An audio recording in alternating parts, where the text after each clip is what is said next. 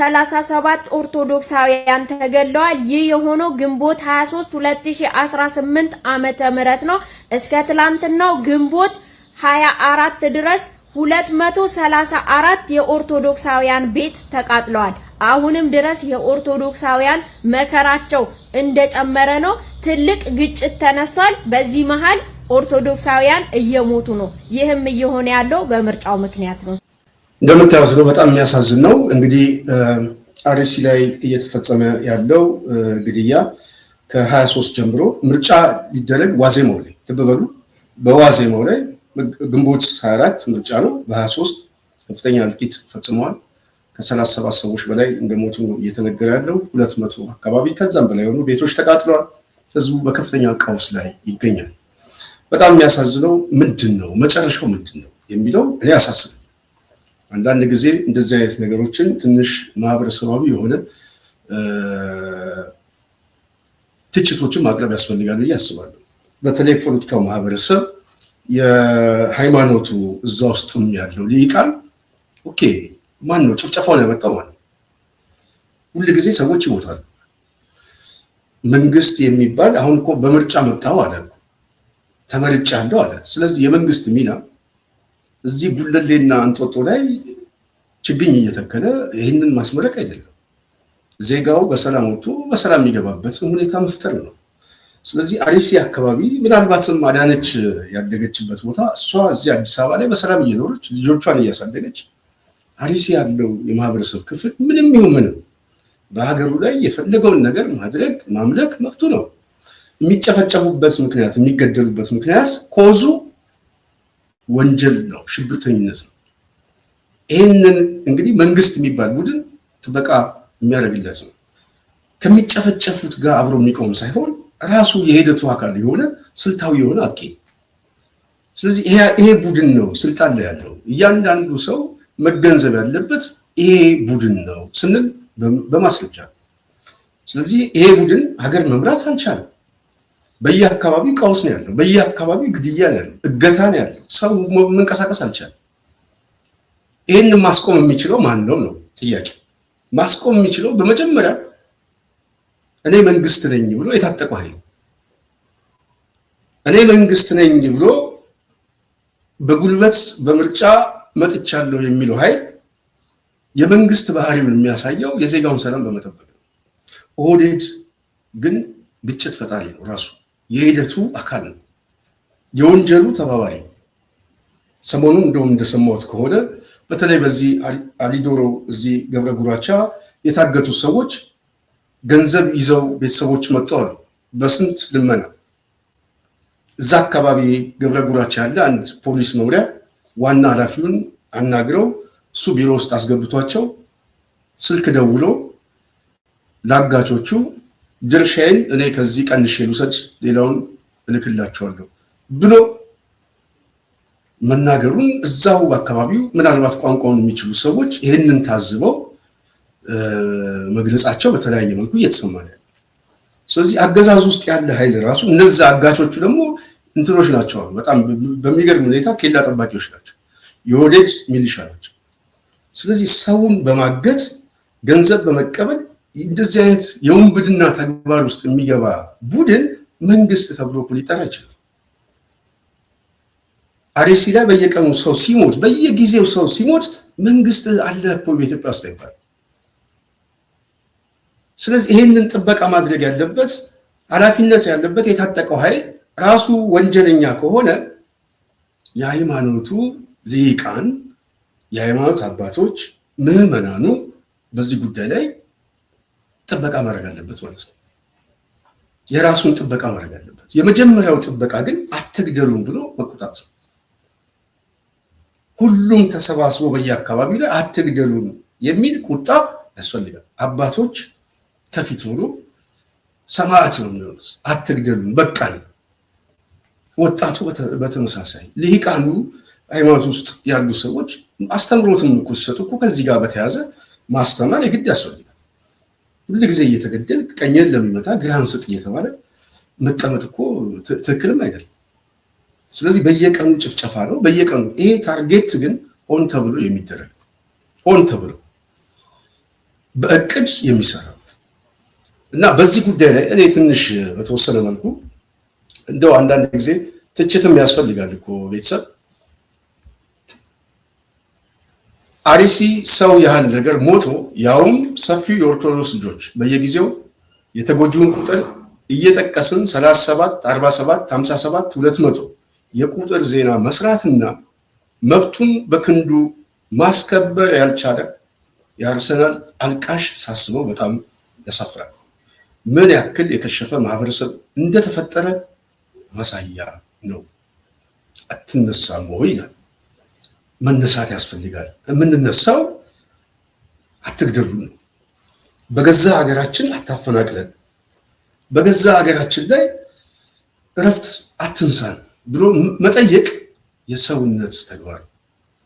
በየቀኑ ሞት እየመጣ በየቀኑ ሰዎች እየተገደሉ ከዚህ በላይ ከራስ ጋር ከፍርሃት ጋር እየተለማመዱ መኖር ለማን ነው የሚጠቅመው? ነገ ጠዋት እኮ አርሲ ያለው እኮ እዚህ ካሳንችስ እዚህ ምናልባት መገናኛ ቺቺኒያ ምን ሊመጣ ነው። ስለዚህ በየቤትህ እየገባል እዛ የሚወድቁ ሰዎች ለምን ይሞታል? በገዛ ሀገራቸው ለምን ይሞታል? በደጋጋሚ ጊዜ ደግሞ ጥበቃ እየደረገላቸው አይደለም። እንደውም ገዳዮቹ እዛ ጨፍጫፊዎቹ ቤት የሚያቃጥሉት ሁሉ የሚያስታጥቃቸው ሌላ ኃይል እንዳለ በማስረጃ እየተረጋገጠ ነው። ይሄ ኃይል ደግሞ ስልጣን ላይ ያለ ኃይል። ስለዚህ የተቀናጀ ጥቃት የሚፈጸመው ምንድን ነው ብለን ስንጠይቅ ፖለቲካዊ ጥቃት ነው፣ ፖለቲካዊ እርምጃ ነው። ዋነኛ ግቡ በየአካባቢው ያለው በተለይ ከሃይማኖቱ ጋር የተገናኘ እነሱ መጤ ምናምን የሚሉት ሌላ ብሔረሰብ ሁሉ ከክልሉ እያስወጡ እያጸዱ፣ አንዳንዱ በፍርሃት አንዳንዱ በኃይል እንደዚህ አይነት እርምጃ በመውሰድ ክልሉን የማጽዳት ነው። ለምን ከተባለ ግልጽ ነው። ይሄ ቡድን ሁሉ ነገር እያጣ ሲመጣ በየአካባቢው የተሰበሰበው ኃይል ችግር ውስጥ ይከተኛል፣ ቀለበት ውስጥ ይከተኛል። እንደዚሁም ደግሞ ምናልባት ይህንን ካጸዳና ከጨረስን ነገ ጠዋት ከፌዴሬሽኑ ብንነጠል እንኳን የራሳችን የሆነ ቀበሌ እንፈጥራለን ብሎ የሚያስብ ኃይል ነው። ስለዚህ ለነገ ስትራቴጂ ግቡ ዛሬ በእቅድ ደረጃ አስቀምጦ የሚፈጽመው ጥቃት ነው። ይሄንን ሰው ማንበብ የግድ ያስፈልጋል። በዚህ ጉዳይ ላይ ነው እንግዲህ በደጋጋሚ ጊዜ እኛም ሀሳብ አስተያየታችን የምንሰጠው የጽናት ቤተሰብ። ይህንን ካልን ለሞቱት ሰዎች ምናልባት አርሲ አካባቢ ለተጎዱ ሰዎች በጣም ሀዘናችን ገልጻለን። ነፍስ ይማርልን። ወደ ሁለተኛው ሀሳባችን እንግባ። ሁለተኛ ሀሳባችን በተወሰነ መልኩ ትንሽ አረጋን በቀኜ ያልኩት ቅድም የጠቀስኩላችሁ ላይ በኋላ መጣበታለሁ። በተለይ አሁን ምክር ቤት መስርቶ ይሄ ቡድን ትንሽም ቢሆን ቀበሌ ይዤ መንግስት ሆኜ ያው አዲስ አበባ ካለው ምስለኔ ጋር እየተናበብን አማራን እናጠቃለን የሚል በተወሰነ መልኩ መፍጨርጨር ውስጥ መግባቱ አይቀርም። ይህንን ማሳጠር ግን የማን ድርሻ ነው የሚለው በስፋት በኋላ እንመጣበታለን። ይህንን ካልኩኝ የኦህዴድ 3 አቅጣጫዎቹ ከዚህ በኋላ ምን ይመስላሉ? እሱ ላይ እንወያይ። የኦህዴድ አቅጣጫ እንግዲህ አሁን ምርጫውን የሚፈልገው ኦህዴድ በደጋጋሚ እንዳለው ከሰላም አኳያ ምናልባት ኢትዮጵያ ውስጥ ያለውን ፖለቲካዊ ቀውስ ለማስታረቅ ሳይሆን አሸናፊ ሆነን በመውጣት የሚቀረውን የቀውሱን ሜዳ በስፋት ማስፋት ከቻለ በኃይል ለመጨፍለቅ ነው። ይህንን ከምርጫ የመጣ ቅቡልነት አለኝ የሚል የስልጣን ማስረዘም እንቅስቃሴውን የመጀመሪያ ምዕራፍ በትላንትናው ዕለት አጠናቋል። ይህንን አድርጎ መንግስት ከመሰረተ በኋላ በቀጣይ ሊያደርግ የሚችለው ስትራቴጂክ የሆኑ የፖለቲካ ሴናሪዎቹ ምን ሊሆን ይችላሉ ብለን በተወሰነ መልኩ ከፍተን የምናየው የማይዘጉ ጉዳዮች ስለሆኑ ብዬ ነው። ስለዚህ ይሄ ቡድን ካለው የጥፋት አመለካከት እና ከራስ ጥቅም አኳያ ብቻ የሚነሳ የፖለቲካ አመለካከት በተለይ በትግራይ አካባቢ ያው ያለውን ቀውስ ሁላችንም እናውቀው። ሁለት ምርጫ ትግራይ አልተደረገም። በዚህም ከፌዴሬሽኑ እንግዲህ አሁን 5 ዓመት ወደ 10 ዓመት አካባቢ ከዛም በላይ ሊሆን ነው እንግዲህ ተነጥሎ ነው ያለው በጦርነት ፖለቲካዊ ቀውስ እንደዚሁም ደግሞ የተለያዩ የፌደራል መንግስቱ እንግዲህ የኦህዴድ አገዛዝ ማዕቀቦችና መንገድ መዝጋቶችን የተለያዩ እርምጃዎችን በመውሰድ የማዳከም የማስገደድ ብዙ ሙከራ አድርጓል። የመደራደር በዛ ሁኔታ ውስጥ ያለ ክልል ነው። ስለዚህ ክልሉ ምን አይነት ቀውስ ውስጥ እንዳለ ግልጽ ነው ማለት ነው። አማራ ክልል ላይ ያለው ቀውስ ባለፉት 3 ዓመታት ካለው የጦርነት ሁኔታ እንግዲህ የምናየው ነው። ሰፊ የሆነ ቀጠና በጦርነት የተከበበ ነው። ከትላንት ጀምሮ ዛሬ እንኳን የጦርነቱ አድማስ እየሰፋ ይመጣል። ምናልባት በተከታታይ ሊኖር ቢችለው ትላልቅ የሆኑ ከዚህ ጋር የተገናኘ እርምጃዎችና ወታደራዊ እንቅስቃሴ የኢትዮጵያ ፖለቲካ ላይ መልኩ እየተቀየረ በአጭር ጊዜ ሊመጣ እንደሚችል ግልጽ ነው ማለት ነው። በብዙ መልኩ እየተቀየረ ይመጣል። በተለይ ካሰላለፍም አኳያ ውጫዊም አኳያ አሁን ውጫዊም በተለይ ጽምዶ በጥምረት የሚንቀሳቀሰው የፖለቲካ ልሂቃን ኦህዴድ አስጨንቆት ያው ኑዛዜ ውስጥ ገብቶ ፉከራ ውስጥ እንዳሉ እየሰማን ነው፣ በተለይ በጀነራሎቹ አካባቢ። ስለዚህ ብዙ አይነት መልክ አለው። በተለይ አሊያንሱ አካባቢ ያለው የትኩረት ኃይል፣ በአማራ በኩል ያለው የጦርነቱ መልክ፣ በትግራይ በኩል ያለው ቀውስ፣ እንደዚሁም ከፊል ኦሮሚያ ላይ ያለው ሁኔታ ግልጽ ነው ማለት ነው። ሰሞኑን እንኳን መንገድ በመዝጋት ብዙ ቦታ ላይ ምልክቶች እየታዩ ነው። ስለዚህ ይሄ ሁኔታ ከአዲስ አበባ ካለው ምስለኔ የኦህዴድ ቡድን ጋር ሊኖረው የሚችለው ፖለቲካዊና ወታደራዊ ግጭቶቹ መልኮቹ እየተቀያየሩ ሲመጡ ብዙ የፖለቲካ ሽፍት የሚደረግበት የሁኔታ ትንተና ማየት ይቻላል ብዬ አስባለሁ። አሁን ከዚህ በኋላ ኦህዴድ እንግዲህ ከምርጫ መጥቻለሁ የሚል መንግስት መስርቶ በቀጣይ በተለይ ሊያደርግ የሚችለው ሁኔታ ምንድን ነው? በተለይ ከአማራ ጋር ከትግራይ ጋር ከፊል ኦሮሚያ ላይ እና በሌሎች አካባቢ አዲስ አበባን ጨምሮ በተለይ ኦሮሚያ አካባቢ ኩታገጠም ከሆኑ ክልሎች ጋር ሊኖር የሚችለው ውጥረት መልኩ አጠቃላይ ፖለቲካዊ ሁኔታው ምን ይመስላል የሚለው በሴናሪዮ 1 2 3 ብለን ማስቀመጡ ያስፈልጋል። ክፍት ነው። ማንም ሰው ሊስማማበት ይችላል፣ ላይስማማ ይችላል። እኛ የሚመስለን ብቻ ማስቀመጥ ነው። አንደኛው በተለይ ከህወሓት ጋር አሁን ከህወሓት ጋር ያለው ሁኔታ በከፍተኛ ደረጃ አጣብቂኝ ውስጥ ከቶታል። ከህወሓት ጋር ሊኖረው የሚችለው ሁኔታ በጣም ችግር ውስጥ የሚከተው ቡድን ወዴት ይሄዳል የሚለው ግልጽ ነው ማለት ነው። በዛኛውም በኩል በዚህም በኩል እኔ ምናልባት ከምርጫው በፊት ሁኔታው ሊቀየር ይችላል የሚል ቀድሜ በተወሰነ መልኩ ያየሁት እሱ ነበር። ምክንያቱም ይሄ ቡድን ምርጫ ካደረገ በኋላ ከምርጫ በኋላ የተለያዩ ሴናሪዎችን ይዞ ይመጣል። አንደኛው ሴናሪዮ ግን ያው ከዚህ በፊት የነበረውን ማስቀጠል ሊሆን ይችላል የሚል ግምቶችን ነው ሳስቀምጥ የነበረው ከዚህ በፊት። አሁንም እሱ የተዘጋ አይደለም። የመጀመሪያው ግን አሁን ከህወሓት ጋር የገባበት ፖለቲካዊ ውጥረት መልኩ እየተቀየረ የሚመጣበት ሂደት በአጭር ጊዜ መልኮች እየተቀያየሩ ይመጣል። ከነዚህ በፊት ግን ኦህዴድ የተለያዩ እርምጃዎችን ይወስዳል። የተለያዩ እርምጃዎችን ይወስዳል ስንል የመጀመሪያው ፖለቲካዊ የሆነ እርምጃዎችን ይወስዳል። ፖለቲካሊ የሆነ እርምጃዎችን ስንል እዚህ ውስጥ የተለያዩ ጉዳዮች አሉ። ሁለተኛው አስገዳጅ ሁኔታዎችን ይወስዳል። ሶስተኛው ወደ ጦርነት ሊገባ ይችላል።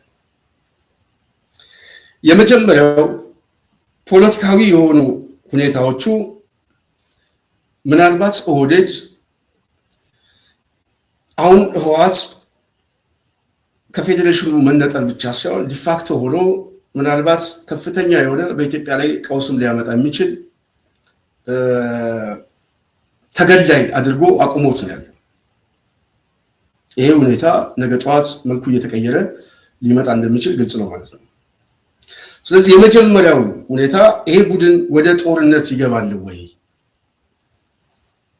በተለይ ኦህዴድ ይገባል ወይ ብዬ ሳስብ ወደ ጦርነት የሚገባበት ቁመና ላይ ይገኛል ወይ የሚለው መገምገም ያስፈልጋል። አሁን ጦርነት ውስጥ ልግባ ቢል የሚያስችል ወታደራዊ ቁመና አለ ወይ? ከዚህ ከምርጫው ጋር የመጣ ፖለቲካ ትርክት ቅቡልነት ማጣቱ በተወሰነ መልኩ የትርክትም የኮዝ ትርክት ገድሎታል። ስለዚህ ወደ ጦርነት የማይገባ ከሆነ የመጀመሪያው እርምጃ ፖለቲካዊ ሴናሪዮ። ማሙሽ እናመሰግናለን። የጽናት ቤተሰብ አድማጭ ተመልካቻችን ጽናትን የምትደግፉ ከልብ እናመሰግናለን። ሐሳብ አስተያየትም ስጡ። ጽናትን ላይክ ሼር እያደረጋችሁ። ስለዚህ የመጀመሪያው አስገዳጅ ሁኔታ ከጦርነት መለስ ፖለቲካዊ እንቅስቃሴዎችን ሊጀምር ይችላል። እነዚህ ፖለቲካዊ እንቅስቃሴዎቹ ሁለት መልክ አላቸው።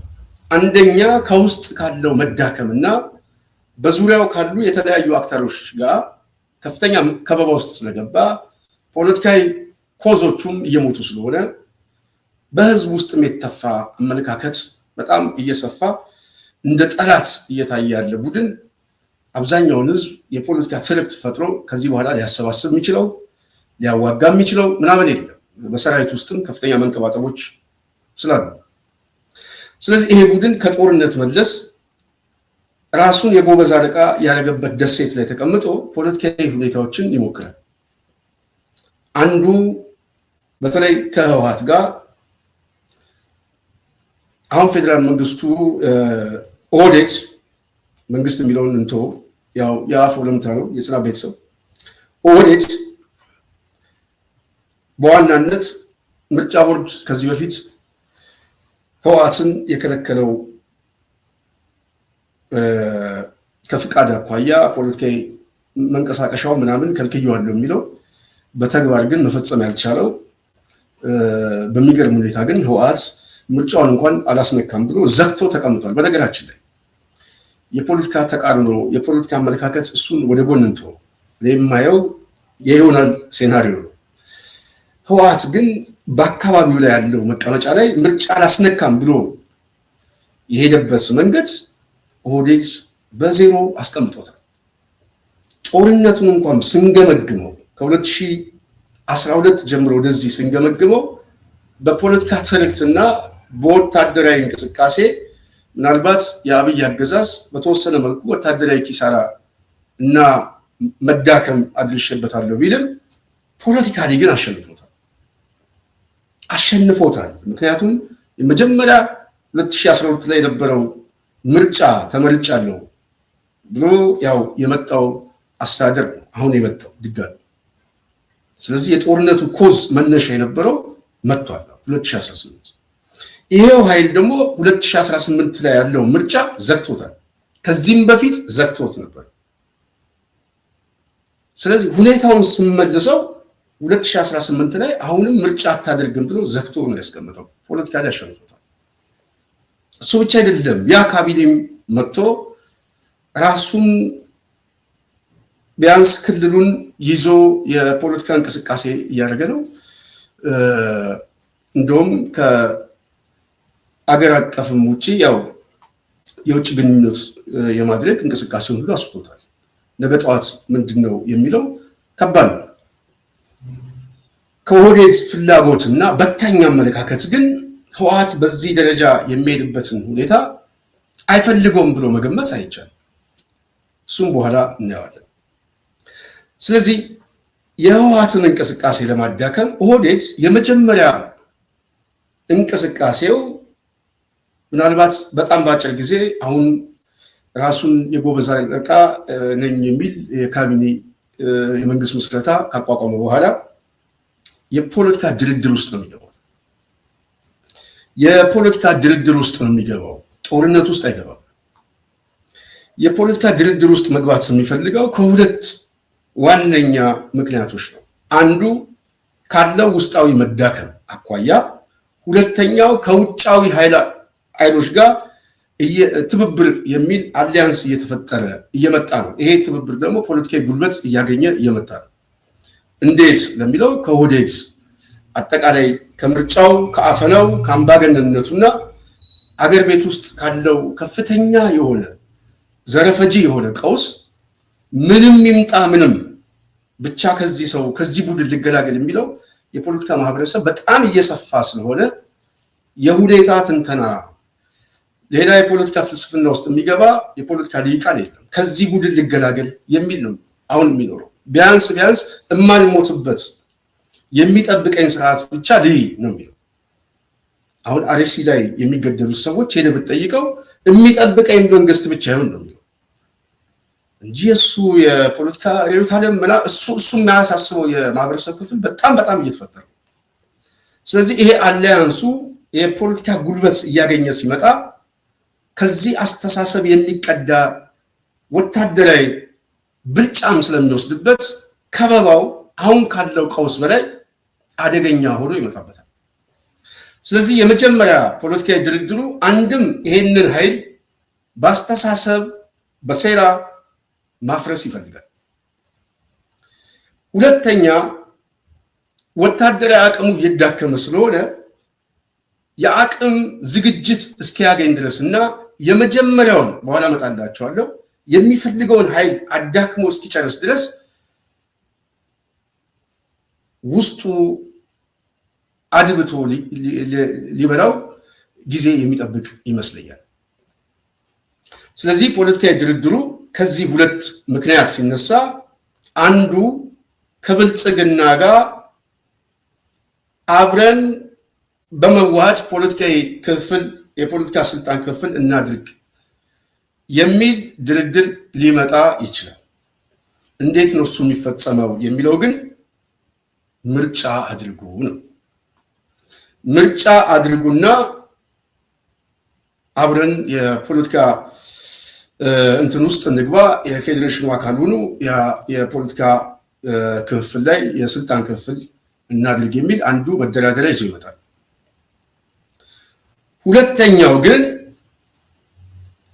በዚህ አብሮ በመስራት ላይ ካልተስማማ ህወሓት ሁለተኛው ሊያደርግ የሚችለው ምርጫ አድርጉ ነው የሚለው።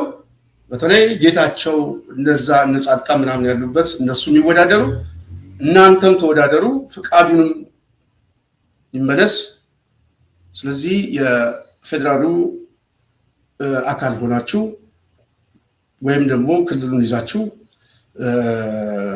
እናንተ ቀጥሉ፣ ግን ምርጫ የሚደረግበት ሁኔታ ይፈጠር ነው የሚለው።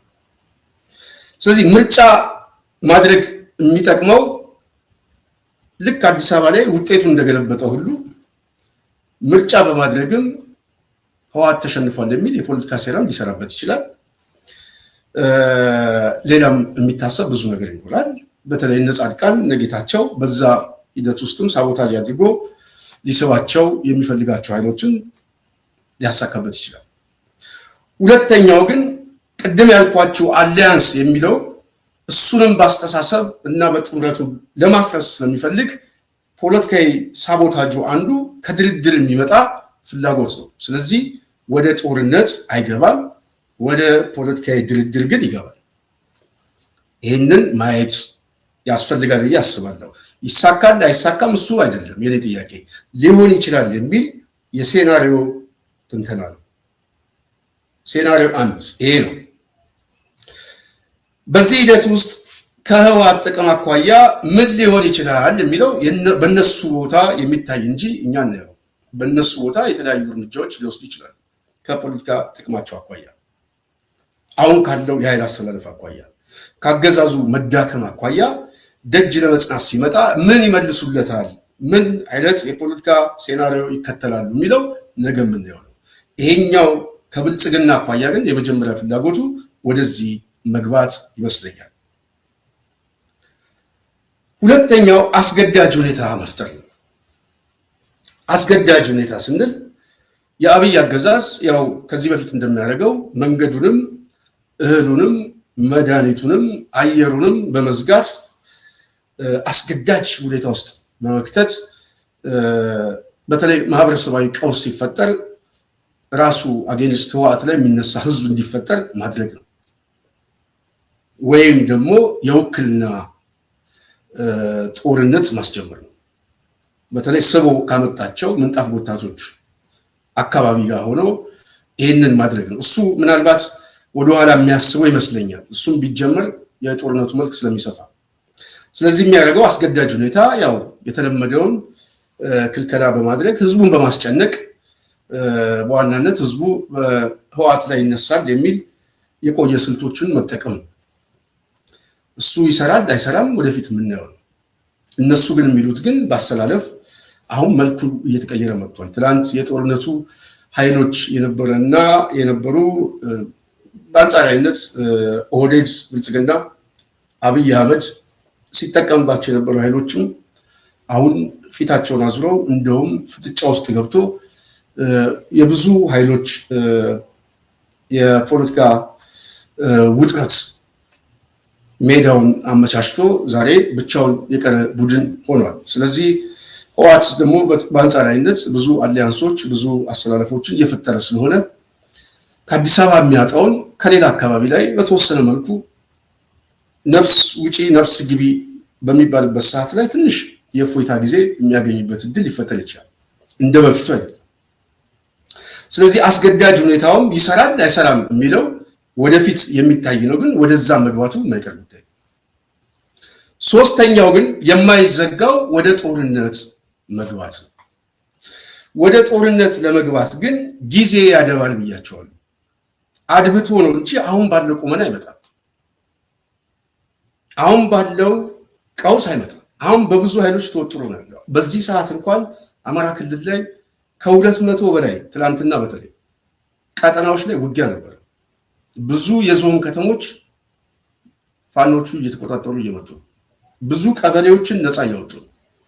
ዛሬ አማራ ክልል ላይ ምርጫ ማድረግ በማይቻልበት ሁኔታ ከፕሮፓጋንዳ ያላለፈ ዝም ብሎ የፎቶ ትርኢት ከማሳየት ያላለፈ ሁኔታ ተፈጥሯል። ይሄ ባለበት ሁኔታ ወደ ጦርነት መግባት በተለይ ጥምረት እየፈጠሩ ያሉ ኃይሎች ደግሞ ምቹ ሁኔታ ስለሚሆንላቸው ወደዛ ውስጥ ለመግባት አሁን ባለው ቁመና አስቻይ ሁኔታ የለው። በፍጹም ሊሆን ይችላል አይታወቅም፣ ግን የለውም የሚል ግምቶች አሉ። ስለዚህ ወደ ጦርነት የመግባት ፍላጎቱ ግን የተሰካ አይደለም። ያደባል፣ ጊዜ ይጠብቃል፣ ኃይል ይሰበስባል፣ ሌላ ኃይልን ደግሞ ይጠብቃል። ሌላ ኃይልን የሚጠብቀው ሁለተኛው ኃይል ነው። ሁለተኛው ኃይል ወይ ማዳከም ወይም ማጥፋት ነው። እሱን ካደረገ በኋላ ግን የማይቀር ጉዳይ ከተሳካለት፣ አይሳካም የሚለው ግን 100% እኔ ስለምተማመን ነው። ሁለተኛው ኃይል ላይ ስንመጣ ሁለተኛው በዋናነት ከአማራ ኃይል የሚነሳ የፋኖ እንቅስቃሴ የአብይ አገዛዝ እንግዲህ 3 ዓመት ማሸነፍ አልቻለም። 3 ዓመት ጦርነት ውስጥ ገብቷል። ውጤቱ ምንድነው ሲባል ግን ምርጫ ማድረግም አልቻለም። በፊት ከነበረው ቁመና እሱ ሲጀምረው እንደውም በአዴን ብዙ ቀጠናዎችን ይዞ ነበር። ከ3 ዓመት በኋላ ግን ምርጫ ማድረግ አልቻለም። ስለዚህ ውጤቱ የጦርነቱ ውጤት ልክ እንደ ምርጫው ቀላል አልሆነም። ይሄ ኮሮጆ ምናምን ዘርፎ ምናምን ድምጽ ሰብስቦ እንደ መምጣት ቀላል። በርካታ የሰራዊቱ አባላትን እንደ ተቋም በልቶታል፣ አፍርሶታል። ከፍተኛ የሆነ በትጥቅ በፖለቲካ በወታደራዊ ቁመና ተደራጅተዋል፣ ሰልጥነዋል። በየጊዜው የሚያደርጉት የውጊያ ሳይንስ እየገባቸው በራሳቸው ከአገዛዙ ቁመና ይልቅ ፐርፌክት የሆነ ጀነራሎች እየሆኑ ነው። የውጊያ ሳይንስ በደንብ ተንትኖ ማጥቃት የሚችል ወታደር እየተፈጠረ ነው። ይህንን ደግሞ ራሱ እየመሰከረ ነው። ራሱ የኦህዴድ ሰራዊት የገባው ዛሬ ማየት እኮ ነው። በቃ ቴሌግራሙን ዋትስአፑን ምናምን ለሚያይ ሰው ማየት ነው። በገፍ ነው እየተነዳ ያለው። ስለዚህ ይሄ ሁኔታ የበለጠ እነሱ እያደጉ አሁን ካለው ጉሬላ ፋይተር ወደ መደበኛ የሆነ ኮንቬንሽናል ዋር ውስጥ እንደሚገቡ ግልጽ ነው ማለት ነው። ወደ መስመራዊ ውጊያ የሚቀየርበት ሁኔታ እየተፈጠረ ነው። ብዙ መኮንኖች እየወጡ ነው። ይሄ ደግሞ ፖለቲካዊ ቀውሱ ደግሞ የበለጠ አሁን የፈጠረላቸው እድል በተለይ ከዚህ ምርጫ ጋር የተያዘው ምናምን የበለጠ ፖለቲካዊ ጉልበት አግኝተዋል። ስለዚህ አሁን እነዚህን ኃይል በጉልበት ማዳከምም ማጥፋትም አይቻልም። ኦህዴድ የመጀመሪያ ፍላጎቱ ግን አማራው ላይ ነው። ስለዚህ አሁን ከምርጫው በኋላ ኦህዴድ መንግስት መስርቻለሁ ካለ በኋላ የጦርነት የትኩረት ማዕከል የሚሆነው ወደ ህወሓት ሳይሆን ቅድም ብያቸዋለሁ ከህወሓት ጋር ፖለቲካዊ ድርድር ውስጥ ነው የሚገባው። ወደዛ ይገባል። የጦርነት ማዕከል አድርጎ መምጣት የሚፈልገው ያለውን ኃይል በሙሉ ተጠቅሜ እመጣለሁ የሚለው ወደ አማራ ክልል። ስለዚህ አማራ ክልል ያለው መልክ የጦርነቱ አድማስ በጣም ይሰፋል፣ ብዙ ሁኔታ ይፈጠራል። በተመሳሳይ የነሱም ቁመና በዛው ደረጃ እያደገ ዝግጅታቸውም ይሄንን ታሳቢ እንደሚያደርግ ተስፋ አድርጋለሁ። ለዛ ነው እኛ ፖለቲካውን ስንሰራ እኛ የምናነበው ትክክል ይሁን ስህተትም ይሁን እነሱ በሚያዩት መልኩ እንዲያዩት ስለምንፈልግ ነው። ስለዚህ ዝግጅቱ በሙሉ ወደ አማራ ክልል ነው የሚያደርገው። ወደ አማራ ክልል ማድረግ የሚፈልግበት ዋነኛ ማዳከም ወይ ማፍረስ ወይም ደግሞ ማጥፋት ከቻልኩኝ ኦህዴድ የሚያስበው ፖለቲካዊ መረጋጋት አሁን የለውም። አሁን ባለው ቁመና አንድም የመጀመሪያ የፖለቲካ ጠላት አድርጎ የሚበይነው ነው። ሁለተኛ የተረጋጋ ስርዓት መሆን አይችልም። ይሄ ኃይል እስካለ ድረስ የፈለገውን ቅዠትም ህልሙንም ማስፈጸም አይችልም። ስለዚህ ያለው ምርጫ ያለውን ህፃናት ሰብስቦ አማራ ክልል ላይ ጦርነቱና ቀውሱን በማስፋት የፋኖን ኃይል ለማዳከም የቤት ስራው የሚሆነው ከመስከረም በኋላ ይሄ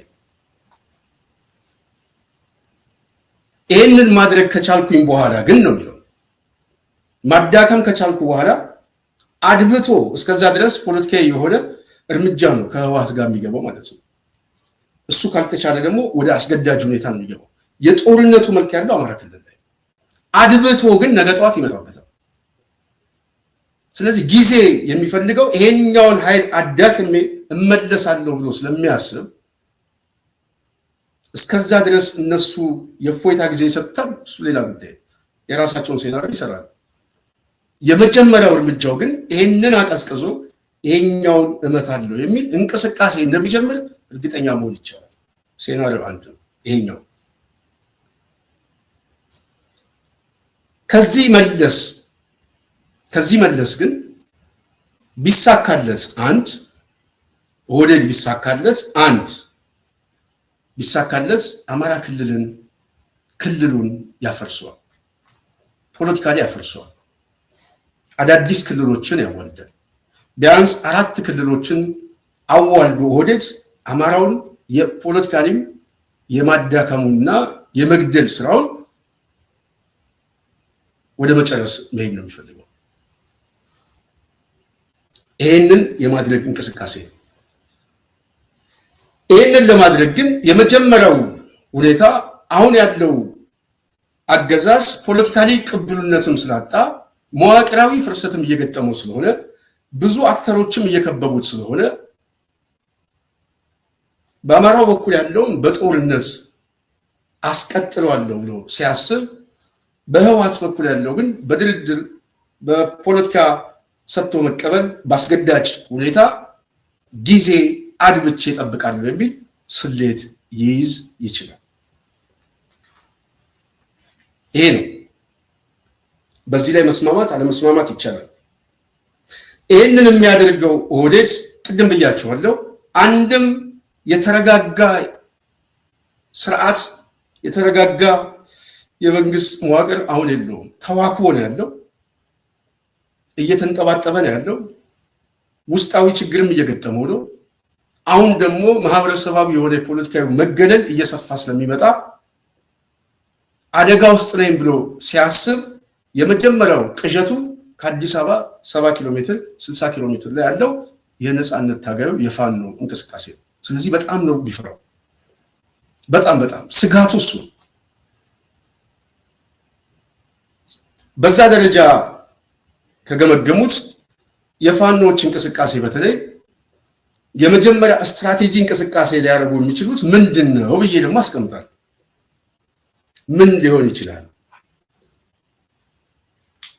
የመጀመሪያው ስትራቴጂ እንቅስቃሴያቸው የመጀመሪያውን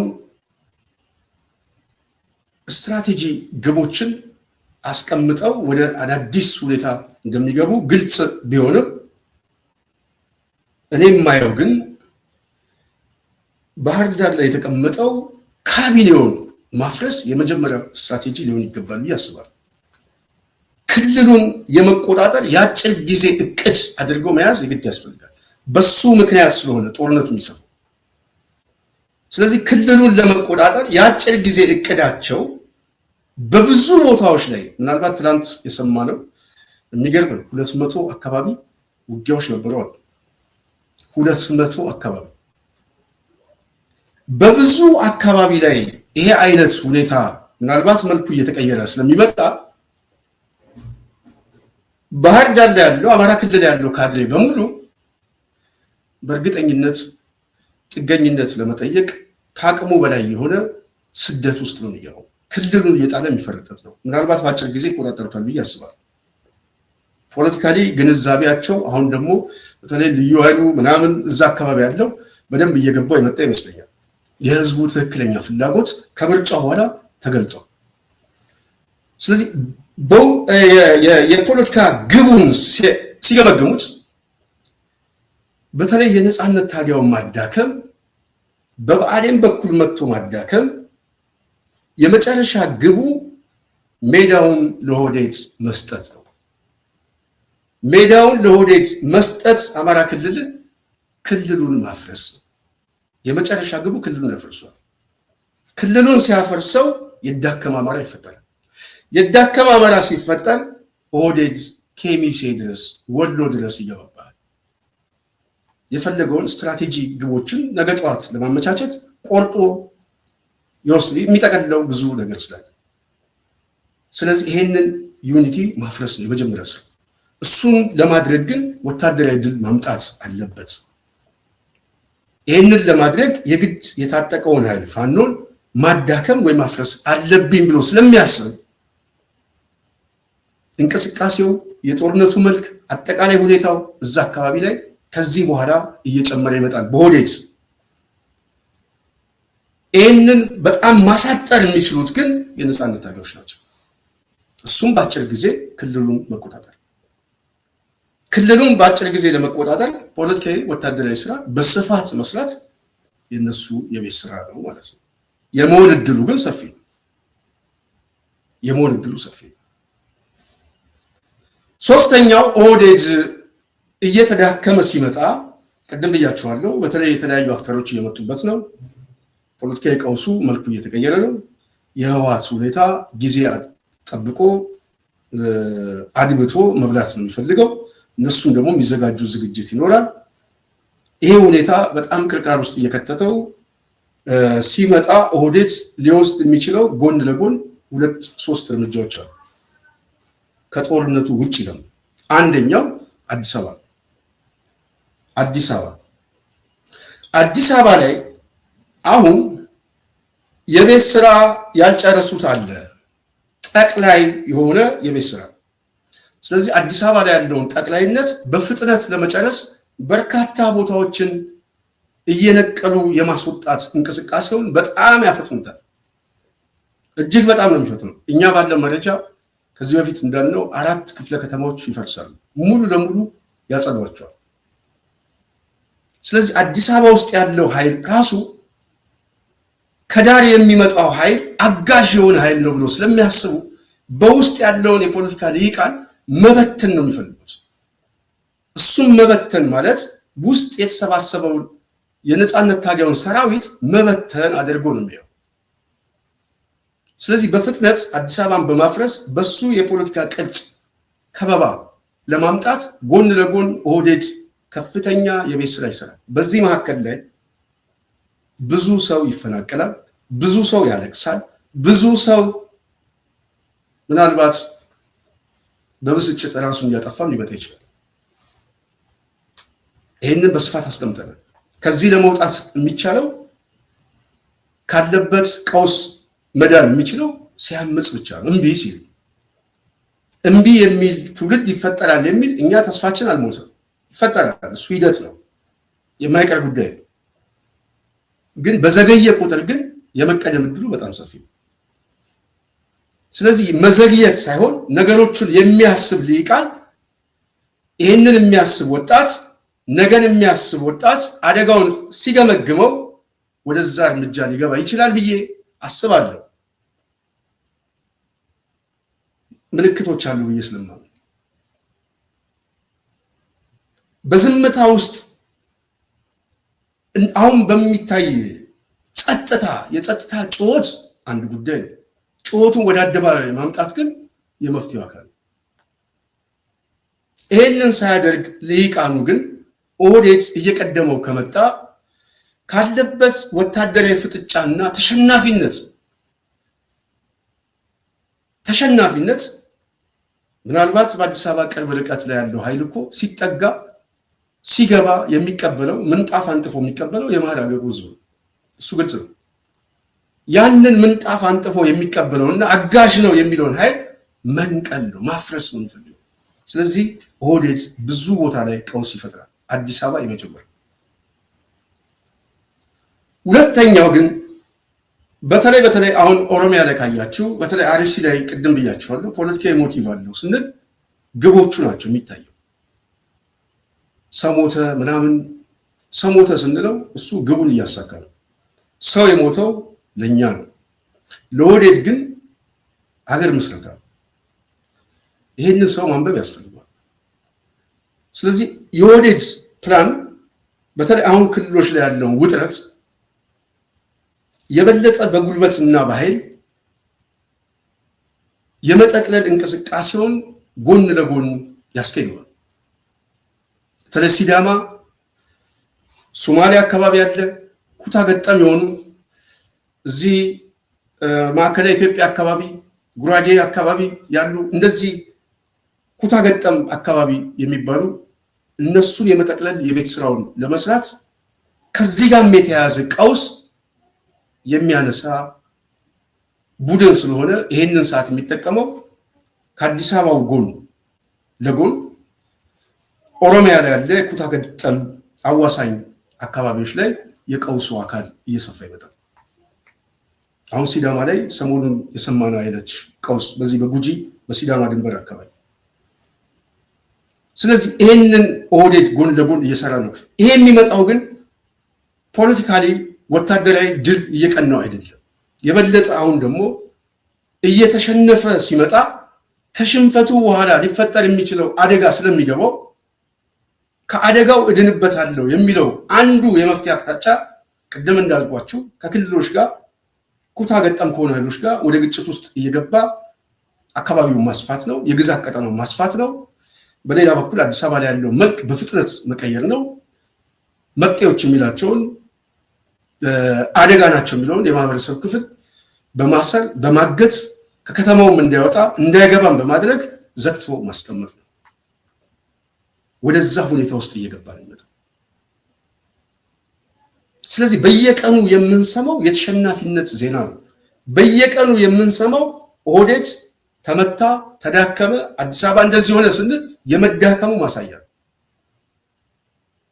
የፍርሃቱ ማሳያ ነው፣ የሁኔታ ግምታችንም ማሳያ ነው። ኦኬ፣ ይሄ ከሆነ የኦህዴድ አመለካከት ፖለቲካሊ በዚህ የሴራ እና የፖለቲካ የሴናሪዮ አቅጣጫ ላይ ሁኔታውን የሚያይ ከሆነ ሌላው ኃይል በተለይ የነጻነት ታጋዩ ምን ማድረግ አለበት የሚለው ግልጽ ነው። ከነሱ በላይ እኛ መናገር አንችልም። ብዙ ነገሮችን መስራት ስለሚገባቸው ብዬ ነው የማስበው። የመጀመሪያው ታርጌት ግን ክልሉ ላይ ያለውን ቀጠና ሙሉ ለሙሉ መያዝ የሚቻልበት ወታደራዊና ፖለቲካዊ ድሎችን መጎናጸፍ ከሌላው ኃይል ጋር ትብብር በሚያደርግ ፖለቲካዊ ትብብር ይሄ ፖለቲካዊ ትብብር ከራሱ ጥቅም አኳያ የሚመጣ ትብብር በጣም እየፈጠረ ማምጣት ቀጠናዎቹን ማስፋት ምናልባት ሰሞኑን የሰማናቸው እንቅስቃሴዎቹ ከዚህ በኋላ ተጠናክሮ ሊመጣ ይችላል። ከዛ በፊት ግን የቤት ስራቸውን መጨረስ በተለይ ድርጅታዊ አንድነቱን ጓዳዊ አንድነቱን ከዓላማ ከጓድ ከድርጅት ፍቅር እንደዚሁም ከመዳረሻነት የሚመጣ አስተሳሰብ ያለው ጓድ በጣም በፍጥነት ራሱን መገንባት አለበት። እድሎች እየመጡ ነው። ፖለቲካዊ እድሎች እያገኘ ነው። ወታደራዊ እድሎችን እያገኘ ነው። ሁኔታውን ማንበብ የግድ ያስፈልጋል።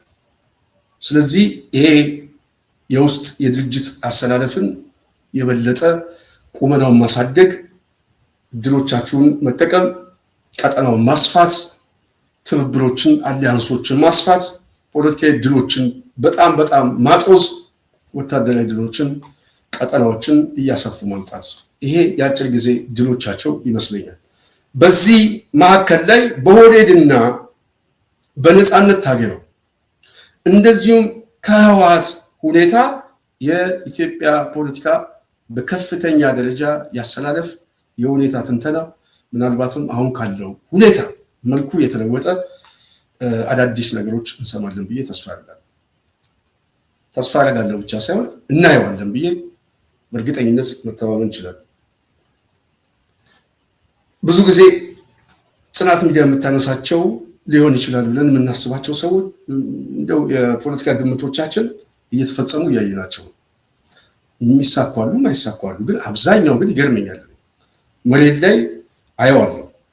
ስለዚህ ይሄ ሁኔታም የመሆን እድሉ በጣም ሰፊ ነው ብዬ ስለማስብ ከህወሓት አሰላለፍ አኳያ ምን ሊከተል ይችላል የሚለው በእነሱ በኩል ነገ ጠዋት የምናየው ነው። ምናልባት በኢትዮጵያ ፖለቲካ ላይም አዳዲስ ቅርጽ የሚያስለውጥ ሁኔታ የሚመጣም ከሆነ ሂደቱ በጣም አደጋ እየሆነ ይመጣል። ግን ኦህዴድ እዚህ ላይ መግለጽ ያለብን ከህወሓት ተነጣይ አመለካከት ደግሞ ኦህዴድ ይፈልገዋል። ቅድም ብያቸዋል። ግቦች አሉት ኦህዴድ፣ ሁለተኛ ግብ አለው። ስለዚህ ይሄ ስትራቴጂ ግቡ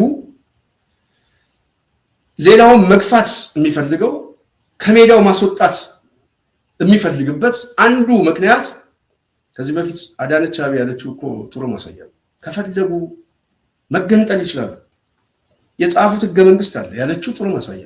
ብርሃኑ ጁላ መሳሪያውን ስጡን እናንተ ሂዱ ያለበትን ማየት ያስፈልጋል። ሞቲቫቸው ከዚህ የሚመጣ እንቅስቃሴ ነው። ይሄ ስትራቴጂ ግባቸው ሌላውን መግፋት ሁለተኛ ስለሚያደርጋቸው እነሱም ወጡ። በተለይ ሰሜኑ ጀምረው ሰሜኑ በኢትዮጵያ ፖለቲካ ላይ በትርክት ደረጃ በኢትዮጵያ አንድነት፣ በግዛት አንድነት፣ በብሔራዊ ጥቅሞቹ በምናም እነዚህ የማይደረደርባቸው የፖለቲካ ትርክቶች በስፋት ይታወቃል። ስለዚህ ይህንን ኃይል አፍራሽ አድርጎ ማምጣት ፖለቲካሊ ድል አለው ብሎ ስለሚያስብ ይህንን ገፊ አመለካከትም ይጠቀማል። ይህንን ማዳን ያለባቸውና ሁኔታውን መስራት ያለባቸው እነሱ ናቸው። አዋጭ ነው አዋጭ አይደለም የሚለው ማለት ነው። በኢትዮጵያ ፖለቲካ ውስጥ ኦህዴድን መታገል ሌላ ጉዳይ ነው። ተነጣይ ሆኖ መውጣት ሌላ አስተሳሰብ ነው።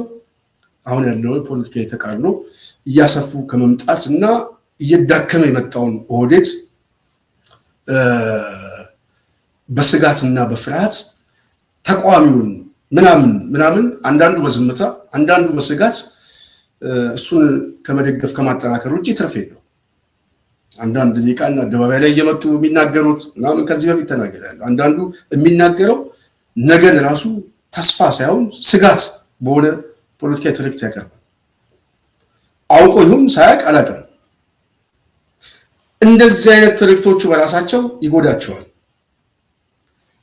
ሁኔታውን ግን መገምገም ከቻሉ ግን ኦህዴድ እየዳከመ እየመጣ ነው። እየዳከመ እየመጣ ነው ማለት ግን አሁን ያለውን ቁመና አሳድጎ ደግሞ አድብቶ ተመልሶ የሚመጣበት ሁኔታም ይፈጥራል። በተለይ ቅድም እንዳልኩት ከአማራው ጋር ያለውን ኃይል እሱም በማዳከም መብላት የሚችል ከሆነ ማዳከም የሚችል ከሆነ ሜዳውን ለብአዴን ሰጥቶ በሚኒሻ ክልሉን አስጠብቆ ሁለተኛ አድርጎ የሚመጣው በዚህ በኩል ምናልባት በሱም የወደብ ትርክም ሊጀምር ይችላል ብሎ ሊያስብ ይችላል። የልብ ሊሰማኝ ይችላል ብሎ በኃይል እስከዛ ድረስ ይሄዳሉ ሊልም ይችላል። ስለዚህ ሌላው እስኪመታ ድረስ መጠበቅ ሁለተኛ ተመቺ ሆኖ መጠበቅ እንደሆነ ማየት የግድ ያስፈልጋል ማለት ነው። ስለዚህ መልኩ ሊቀየር ይችላል። የገባቸው ሰዎች ሳይቀድሙት ብዙ ነገር አሁን ካለው ከበባ በላይ የዋሽታ አድርገው ምናልባት በአጠቃላይ ባልተጠበቀ ሁኔታ ፖለቲካው ሊቀየር እንደሚችል ግን ጥርጥር የለውም ብዬ አስባለሁ። የጽናት ሚዲያ ቤተሰብ ዛሬ በስፋት ያነሳ ነው እንግዲህ የወደድ ሶስት አቅጣጫዎቹ ምንድናቸው የሚለው ስትራቴጂ የሆነ ፖለቲካ ሁኔታችን ነው። ያው ይሆናል አይሆንም በእኛ በኩል ክፍት ነው። ሊሆንም ይችላል አይሆንም ይችላል፣ ግምቶች ናቸው። አዲስ ላይ ያለው አኬልዳማ በጣም የሚያሳስብ ነው። በዚህ ጉዳይ ላይ ሰዎች መነጋገሪያ ሆኗል። እስካሁን ከ37 በላይ ሰው እንደሞቱና ከ200 በላይ ቤቶች እንደተቃጠሉ እየተሰማ ነው። ይሄ ጉዳይ በቃ ማለት ግን ያስፈልጋል። በቃ መፍትሄው ይሄ ቡድን የጥፋት ኃይል ነገ ሰው ሞተ፣ ዛሬም ሰው ሞተ። ከዚህ በፊት ብያለሁ፣ በየቀኑ ሰው መቁጠር ይቻላል። በየቀኑ አሁን ነገ ደግሞ እነግራችኋለሁ። በየቀኑ ማስታወሻ ይዞ ለሚቀመጥ ሰው ምንም ቀን ሳንዘል የሚሞቱትን ሰዎች እዚህ አካባቢ ምናልባት ቦታው ነው የሚለያየው እንጂ በየቀኑ ሰው በአደጋ አይደለም። ፖለቲካዊ ቀውሱ በአደጋማ በየጊዜው። ስለዚህ ከዚህ መውጣት የሚቻለው ሞትን ገዳዩን በቃ በማለት ነው። ገዳዩ ኦህዴድ ስልጣን ላይ እስካለ ኢትዮጵያ በሰላም ተረጋግታ አትቀመጥም። የቀውስ ጭንቅላት ነው። ይህን የቀውስ ጭንቅላት ቆርጦ መጣል በኢትዮጵያ ፖለቲካ ላይ በጣም መቁረጥ ያስፈልጋል ብዬ አስባለሁ። ይህንን ለማድረግ ከፍርሃት መውጣት ነው። ከዚህ በላይ ሞት የለም። የሃይማኖት አባቶች መጀመሪያ ላይ ሞቱት መጀመሪያ ራሳቸው ለክርስቶስ ሰጥተዋል። መንፈሳዊ አባት ናቸው። ስለዚህ መንፈሳዊ አባት ልጆቹን መጠበቅ የግድ ያስፈልጋል። የተሰባሰቡት እኮ በዋናነት ልጆቹን መንጋውን ለመጠበቅ አደራም የሰጣቸው ክርስቶስም መንጋዎችን ጠብቁናል። ስለዚህ በየቀኑ ሰው ሲሞት በየቀኑ እንደዚህ ሲጨፈጨፉ ዝም ብሎ መቀመጥ በጣም የሚያሳዝን በጣም ግን ለምንድን ነው እንደዚህ ሲሆነው የሚለው እሱ ሌላ ጉዳይ ስለሆነ ብዙ ጉዳይ ስላለ ይህንን ማየት ያስፈልጋል ብለን እናስባለን። አረጋ አሁን ምናልባት ቅድም ባስቀመጥኩላችሁ ፋኖ እየተጠናከረ ሲመጣ 200 ቀጠና ላይ ውጊያ መክፈት ማለት ምናልባት ትላንት በምርጫ ቀን ቀላል አይደለም። ስለዚህ አሁን ይሄ ኃይል በጣም የተደራጀ አቅም ያለው እና ብዙ ደግሞ በየከተማው የሚያሰማራቸው በጣም የሰለጠኑ ቀኞች እየተፈጠሩ ነው። ስለዚህ አረጋ ሳስበው ምናልባት ከዚህ ምርጫ በኋላ በህዝብ ተመርጫለሁ ብሎ ካቢኔ መስርቶ የክልል ምክር ቤቱ ተቋቁሞ ብአዴን አማራ ክልል ላይ 3 ወር መንግስት ነኝ ብሎ ይቀጥላል ወይ የሚለው ነገ ጠዋት የምናየው ነው። እኛ ባለን መረጃ እኛ ባለን ግምት ግን ቀኞች ላይ የወደቀ ይመስለኛል። ይሄን ለማለት ነው። የጽናት ሚዲያ ቤተሰብ እዚህ ላይ እንግዲህ ሐሳብ የሰጣችሁ መቼ ነው ሰላማዊ ሰልፉ በአዲስ አበባ? እሱ ዝግጅቱ አይነገርም። መንፈሱን ብቻ ነው የምንናገረው። መንፈሱ አለ፣ ዝግጅቱ ግን መሬት ላይ ያሉ ሰዎች ሲወስኑ የሚመጣ ነው። ስለዚህ ህዝባዊ እምቢተኝነት ይመጣል ስንል በዋናነት በህዝብ ውስጥ ያለው ስሜት ምን ይመስላል ነው። ዛሬ ብዙ ጥያቄዎች አሉ። ስለዚህ ምርጫ የመረጠውና አደባባይ ላይ ፎቶ እየተነሳ ብልጽግና መርጫለሁ ብሎ በኮንፊደንስ የሚናገረው ኦህዴድ ተመችቶታል። ዱቄትም ዘይትም ይሰጠዋል። የራበው ህዝብ ግን አድፍጦ ነው ያለው፣ ዝም ብሎ ነው ያለው ሲባል ግን ነገ ጠዋት አይጨውም አይደለም፣ ነገ ጠዋት ጉልበቱን አያሳይም አይደለም። ቀኑ መች ነው? እኛ የምንቀሰቅሰው ቀኑን አሳጥረው ነው እንጂ ጮቱ የማይቀር ጉዳይ ነው። ወደ አደባባይ መምጣቱ የማይቀር ጉዳይ ነው። ምናልባት እኔ ከትናንት በኋላ ተከፍቷል ብዬ ነው የማስበው። ስለዚህ ህዝባዊ ቀውስ መነሳቱ የማይቀር ጉዳይ ነው፣ የማይቀር ጉዳይ ነው። እንደው ዝም ብለህ እንኳን ተቀመጥ ብትለው አርሲ ላይ የሚገደሉት ሰዎችን ቁጥር እየቆጠረ ጥሩ የኳስ ደጋፊ ሆኖ እንደማይቀጥል ወጣቱ ግን ተስፋ አደርጋለሁ። የሆነ ሰዓት ላይ ድንገት ነው የሚነሳው። አብዮት ክስተት ነው፣ ሂደት ነው። መች ነው የሚመጣው የሚለው አይታወቅም። ድንገት ግን የመነሳት እድሉ አለ። ጥቂት ሰዎች ናቸው የሚያነሳሱት። አስታውሳለሁ ምርጫ 97 ተከትሎ ሰኔ ላይ ጥቅምት አካባቢ ጥቅምት 22 አብዮቱ የተቀጣጠለው በዋናነት መርካቶ አካባቢ በአንድ ልጅ ነው የተነሳው። አንድ ልጅ 2-3 ሆኑ። በመላው አዲስ አበባ ግን አጠቃላይ ቀውሱ በረታ። ኦህዴድ ግን ይሄንን ቀውስ ሲመጣ ሊቆጣጠረው አይችልም፣ ሊይዘውም አይችልም። በብዙ መልኩ የሚፈስ ብዙ ቁጭት ብዙ እልህ ያለበት ህዝብ ስለሆነ እኔ ምናልባት አጨራረሱ ራሱ እኔ ለዛ ጊዜ የምናየው ይመስለኛል። በጣም ቅርብ ጊዜ የምናየው ይመስለኛል። የጽናት ሚዲያ ቤተሰቦች ዛሬ በዋናነት ያነሳነው ሐሳቦች ይህንን ይመስላል። ጽናትን የደገፋችሁ በጣም ነው የምናመሰግነው። ጽናት ላይ ሐሳብ አስተያየት የምትሰጡ ከልብ እናመሰግናለን። ጽናትን ደግፉ። ሙሉ ፕሮግራም ያቀርብኩላችሁ እኔ ስንታየው ቸኮል ነኝ። በሚቀጥለው ሌላ ሐሳብ ሌላ ዝግጅት እስክንገናኝ የዛሬን በዚያ አበቃለሁ። ሰላም።